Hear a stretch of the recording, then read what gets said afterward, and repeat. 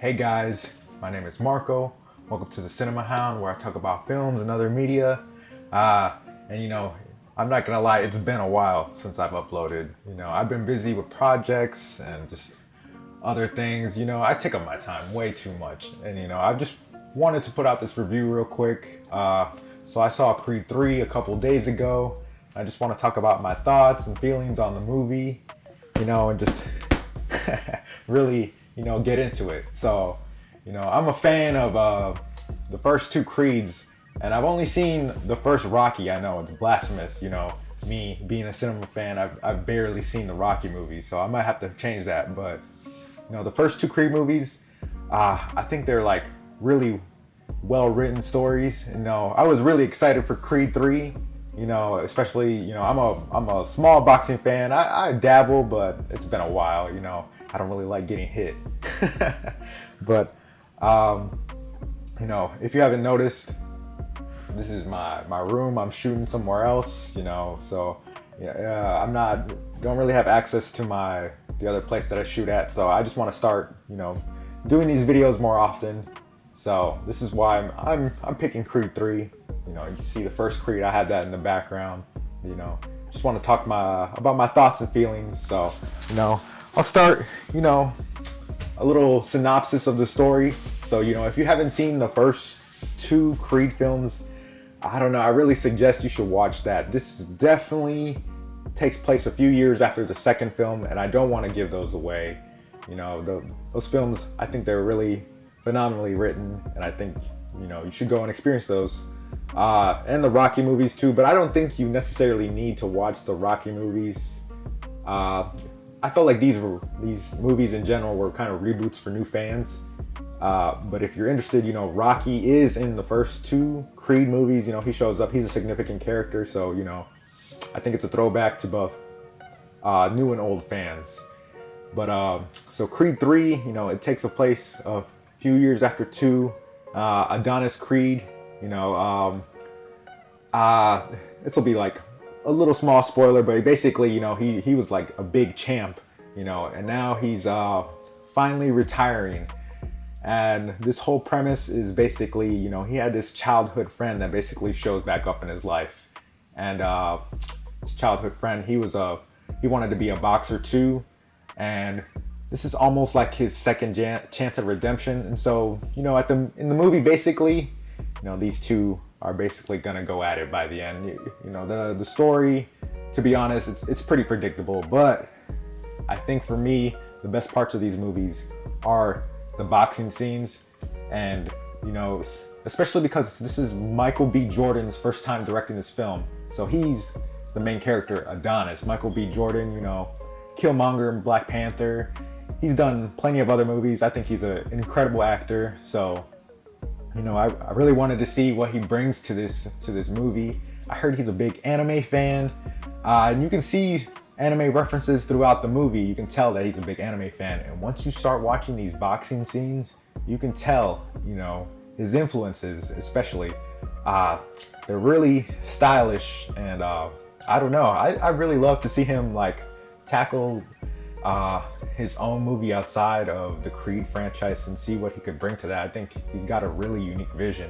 And these boxing scenes, I think, they blew me away. The only thing I had a real issue with is there just wasn't enough of these scenes, to be honest.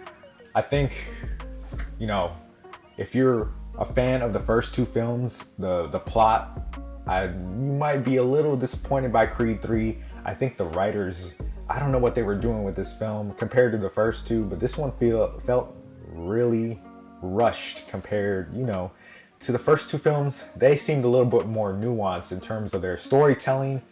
They had a lot of emotional highs. Not to say that this story isn't bad, but you can tell where it's going. It's pretty predictable, and then I don't know. I felt like they really rushed a lot of things, especially the other Adonis's friend, Damien, played by Jonathan Majors.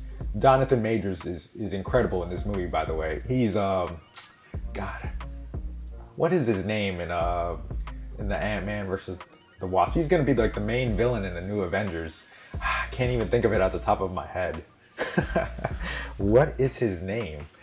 Kang the Conqueror. Wow, it took me forever to remember that simple name.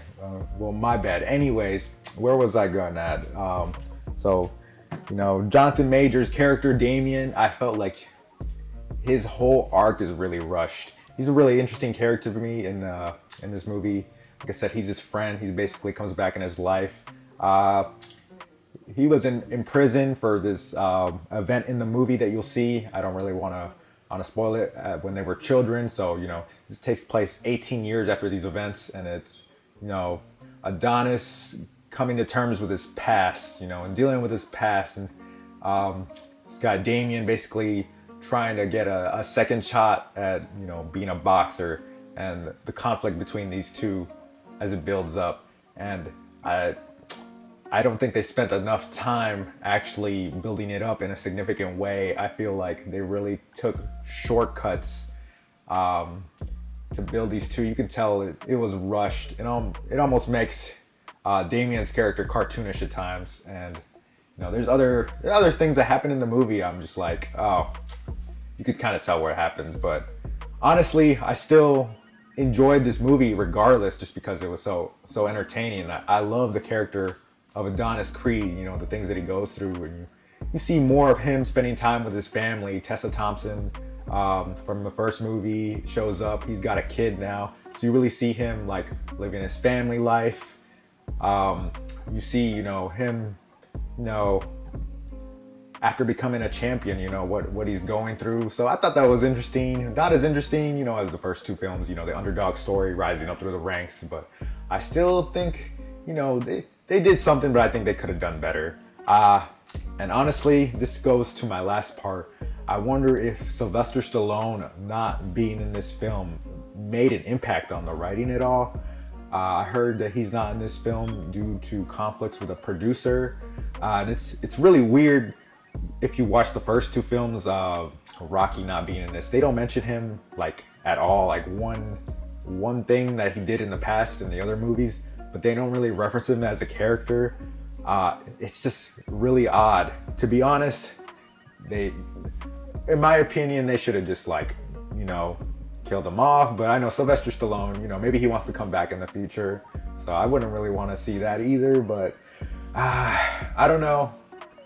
That was a little bit conflicted for me, but I guess it makes Creed 3, I don't know, it feels like a weird sequel. It doesn't feel like a real sequel. It feels like an in-between step.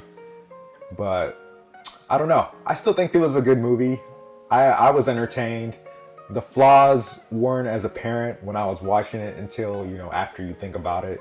So in my opinion, I would give this movie about a 7 out of 10. I definitely say you should watch the first two. And if you've already seen those two, go check this out. I think it's still an entertaining movie, and it's really cool seeing Michael B. Jordan, step into the shoes of a director, and I'd love to see him do more work, but what do you guys think? Leave your comments below, and hopefully, I'll start doing more videos at a more frequent rate. I know I talked about, uploading this video talking about, PS3 region free Blu-ray hacking or whatever. I might just leave a link to how to hack your PS3 first. I think it's pretty easy if you follow the tutorial. And I could talk a little bit more about the steps to get Region B Blu-ray on your player, but I don't think it's that hard. So you can Google it if you really don't want to wait. So yeah, I hope you guys have a good one. Take care.